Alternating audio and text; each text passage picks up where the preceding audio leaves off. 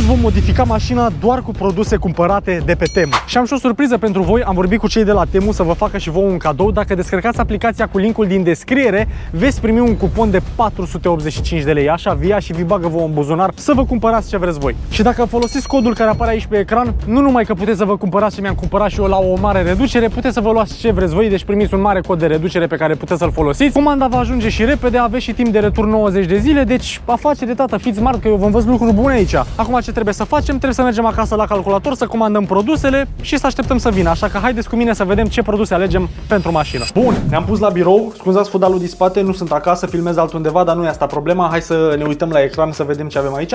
În primul rând o să ne luăm niște chestii legate de mașină, așa că hai să vedem. În primul rând hai să căutăm, nu știu, BMW. Așa la mișto. Mașinuțe? Și ce vreau eu să schimb la mașina mea? Că m-am uitat eu așa, că bă, parcă nu-mi place mie cum arată. Aș lua grile... Oare pot să scriu în română sau trebuie să scriu în engleză? Grile BMW nu E90, doamne. Grile BMW F30. Vreau de alea duble de M, știți voi cum arată. Ia autele, tată, câte sunt aici. Ok, aparent deci merge să căutăm și în română, asta e bine. Ăstea, tată, uite cât de mișto arată. Double line front, super, bă, super. Ok, două linii, bă, mișto, arată șmecher, nu vreau de astea cu linii de M, deci glossy black, 140 de lei, 586 de comenzi. Ce mai vrei, tată? Le luăm, gata, add to card. Le-am adăugat, bun, mai departe. Cine mai trebuie nouă la mașină? Bă, cred că aș vrea niște oglinzi de M. Să punem oglinzi de M pe ea? Ia să vedem. Oglinzi M BMW E9. Bă, de ce tot îmi vine să zic E90? F30. Hai să vedem. Opa, câte sunt aici. Wow, cât de bine arată ăstea bright black. Uite mă, sunt și piano black. Sunt și carbon normal sau carbon forjat. Bă, sincer, nu știu să vă zic. Chiar nu știu să vă zic care s-ar potrivi. Ori carbon forjat, ori de ăsta normal. Nu știu, mai trebuie să mă gândesc un pic. Că nu știu dacă să iau negru normal sau să iau carbon de ăsta forjat. Dar arată bine rău. Uite că am mai găsit una aici. Uite cât de șmecher arată. Bine, nu carbonul normal, carbonul ăsta forjat. Mamă, e șmecher rău. Hai că le las un pic la o parte și ne întoarcem la ele. Hai până atunci să mai căutăm BMW F30, să vedem ce mai avem aici. Carcasă la cheie. Eu am keyless entry și keyless go, nu știu dacă mi-ar trebui neapărat, că nu prea folosesc cheia. Cum am pe aici pe undeva. Ia uite-o. Arată cam așa. Deci nu cred că are nevoie de o carcasă. Hai să căutăm neapărat BMW. Adică la capitolul general, nu neapărat la capitolul F30. Să vedem ce avem pe aici. Bă, aș vrea și o mașinuță. Deci dacă aș găsi o mașinuță de jucărie ca a mea, o iau. Deci vreau neapărat o mașinuță. Dacă o găsesc și în culoarea mașinii, ceea ce mi se pare destul de greu, nu cred. Dar hai să vedem. Ia uite, avem M4 Competition. Ia uite, bă, M4 GTS. Știu că n-am M4 GTS, dar hai să zicem că seamănă un pic. Mamă, cât de șmecher e. Cât de șmecher e. 160 de lei. Bun de tot. Ce e asta, mă? Seria 5? Seria 7? Ce e asta? Seria 5. 550i. Ok. Noi nu avem seria 5 din păcate. Ia uite și F10 și de toate, băi, ești nebun. Să iau un M4 de ăsta Nardo Grey, ce mișto arată. 36 de lei. Arată șmecher rău. Măm cât de frumos. Nu, îl iau. L-am luat. Îmi place de mor mașina asta, îmi place M4 Competition maxim. Mai are și în culoarea asta Nardo Grey. Vreau și una de jucărie. Mai am una acasă, am primit o cadou de la prietena mea, dar vreau și una micuță de asta. Ok, gata cu jucăriile. Să mai iau o jucărie oare? Am văzut Porsche-le ăsta aici. Uitați-vă cât de mișto arată. Nu mai gata, gata cu jucăriile, hai să trecem la lucruri serioase, că vrem să tunăm mașina, nu vrem să luăm jucării. Bă, un breloc, vreau neapărat un breloc, să am și eu la mașină un breloc, hai să vedem. BMW Key Ring, hai să vedem. Fiți atenți că vreau unul de genul, uite ăsta cu M, mamă ce mișto arată. Opa. Ok, îmi plac. Ce mai avem pe aici? Ok, asta e o variantă, hai să-l băgăm în coș, că îmi place. Arată șmecher, ok, îl iau, îmi place. Car Accessories. Ia să vedem, tata. Ok, de asta... aici trebuia, mă, să intru. Aici e locul meu. Aici sunt tuningurile adevărate. Bă, uite, niște de astea mi-ar trebui, dar nu știu dacă se potrivesc la mașina mea. Universal. Gata, tată, le-am adăugat în coș. Le vreau. Vreau o perniță la gât, neapărat. Deci neapărat vreau o de asta. Hai să vedem. Pernă tetieră BMW. Black, da, aș vrea pe negru, dar nu-mi dă și mie două, unul și pentru mine. Maybach. Poftim. E perniță de Maybach, deci dacă e așa ceva, o iau, nu mă interesează cât costă. Voi știți de confortabile sunt pernițele astea. Ok, e 87 de lei, bag-o în cart, tată, nu mă interesează, hai să o cumpărăm. Și fiți atenți, am găsit chestie de asta de băgat printre jante. Deci eu am luat până acum o chestie de asta de lustruit jantele pe exterior, dar trebuie să bagi și pe dinăuntru. Și fiți atenți, am găsit o pasta galbenă.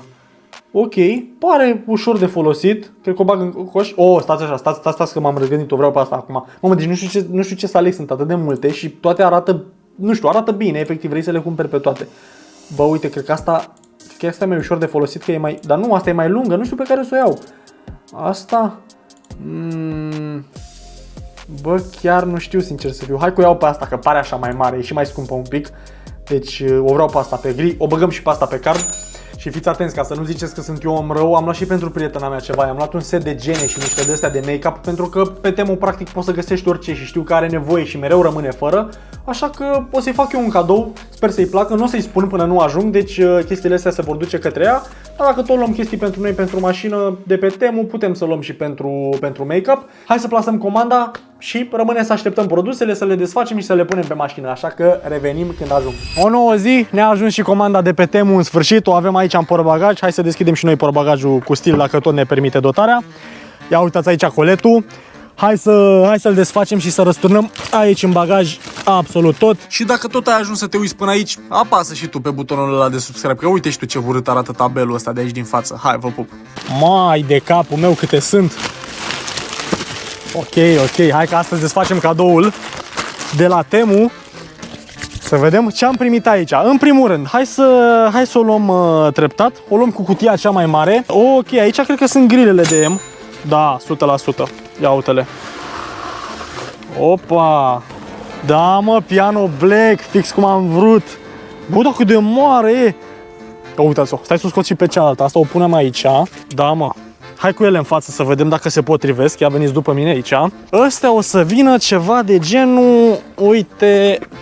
Așa sau invers? Nu, asta vine aici, da. Uite, ceva de genul o să vină. Deja arată cum trebuie. După ce despachetăm toate produsele, o să încercăm să le și punem pe mașină. Sper să nu rup nimica, dar eu zic că ne descurcăm. Bun, și ca să terminăm cu cutiile, mai avem aici una.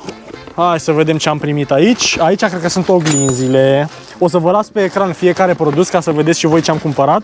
Și de asemenea aveți și în descriere link-ul. Dacă vreți să cumpărați produsele, băgați codul meu de reducere, le luați mai ieftin, știți povestea. Da, mă, biluțe de astea. O să mă joc eu cu ele după.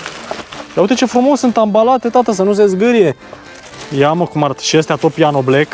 Exact așa cum îmi plac mie, tată, ia uite-le. Eu la fosta mașină, știți că am avut BMW-ul ăla E90 și la ăla tot așa, mi s-a pus mie pata că vreau eu oglinzi de astea de M și le-am luat de aici din România.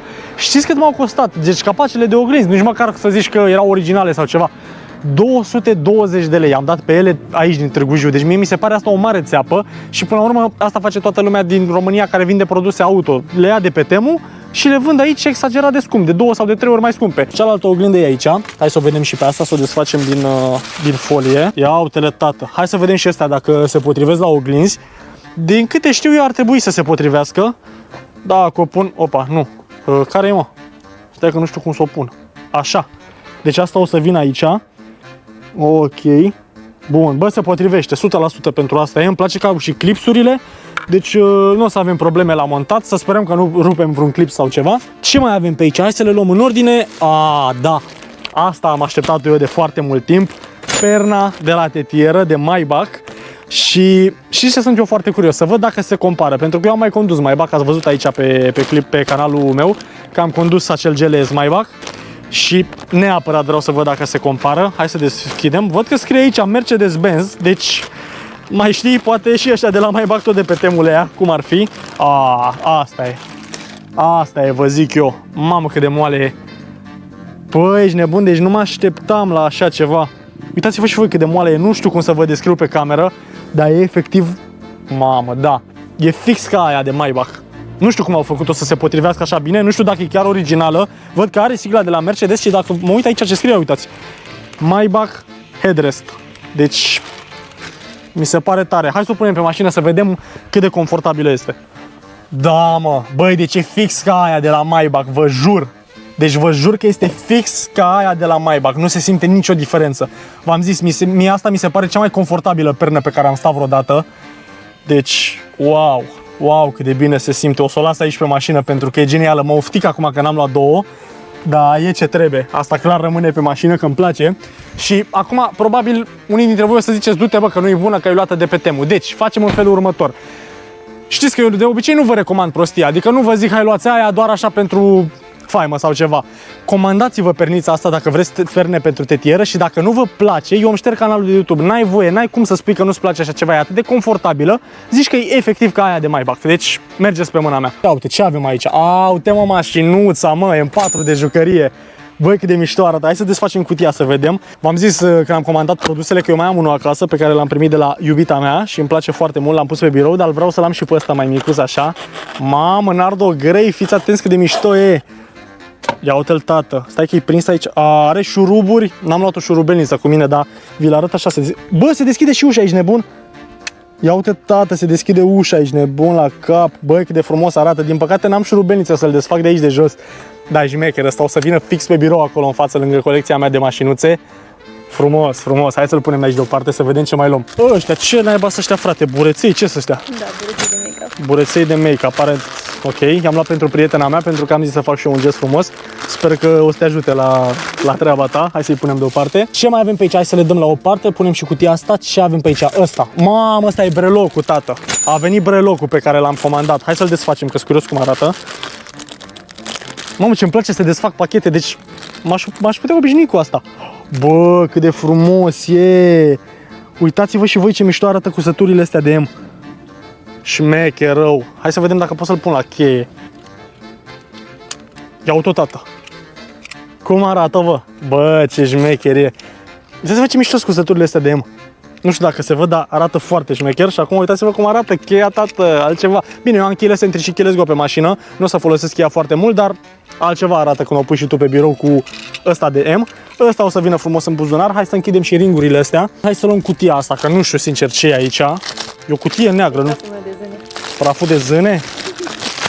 Ăsta e aparent praful de zâne. Bă, fiți atenți ce sticlă are. E de ăla cu pulverizator, cum le zice? Mamă, cât de mișto arată. Asta, ce avem aici? Asta avem, asta e peria mea de jante, tată, exact, hai să o desfacem. Ia hai să vedem dacă funcționează. Deci, în mare parte bine, acum sunt jantele și murdare, nu o să le folosesc direct acum. Dar asta ar trebui băgat, uite așa, pe aici, pe lângă discuri, pe lângă plăcuțe și să curățăm. Eu mereu am stat cu jantele murdare, niciodată nu mi-am curățat jantele, niciodată n-am avut soluție de jante, niciodată n-am avut perie de jante, deci eu mereu, jantele mele, când îmi vedeați mașina, erau murdare. Deci trebuia cumva folosită chestia asta. Două chestii roz, astea sunt genele, de aici m-am prins și eu deja. Unele văd că-s mai mici, unele văd că-s mai mari, deci dacă aveți nevoie de gene pentru machiaje, pentru mai știu eu ce, puteți să comandați și de astea. Ăsta albastru, tată, că e dita mai. Ăsta e buretele de jante, pentru că nu m-am jucat doar cu chestia aia de băgat printre rimuri. Ia uite aici, dita mai buretele. Și are și unde ăsta să bag mâna, ia fiți atenți. Deci o bag mâna așa și de aici, uitați. Stau frumos pe jante, ia uite, îmi stă pe mână și mie e rău de tot. Miroasea nou. Da, mă, da, uite așa. Hai să-l punem aici. Mai avem ultimul produs. Astea sunt suporturile de pahare. Aveam nevoie de niște suporți pentru că eu mereu îmi pun acolo băuturi care fac condens și se face urât plasticul acolo de la trimuri. Deci trebuiau și niște suporți de astea. Iată, vezi că sunt de aia anti-alunecare. Hai înăuntru să vedem dacă se potrivesc. Acolo scria că sunt universal. Da, mă, la fix. Deci la fix se potrivesc. Ia uite, acum pot să-mi pun frumos băutura.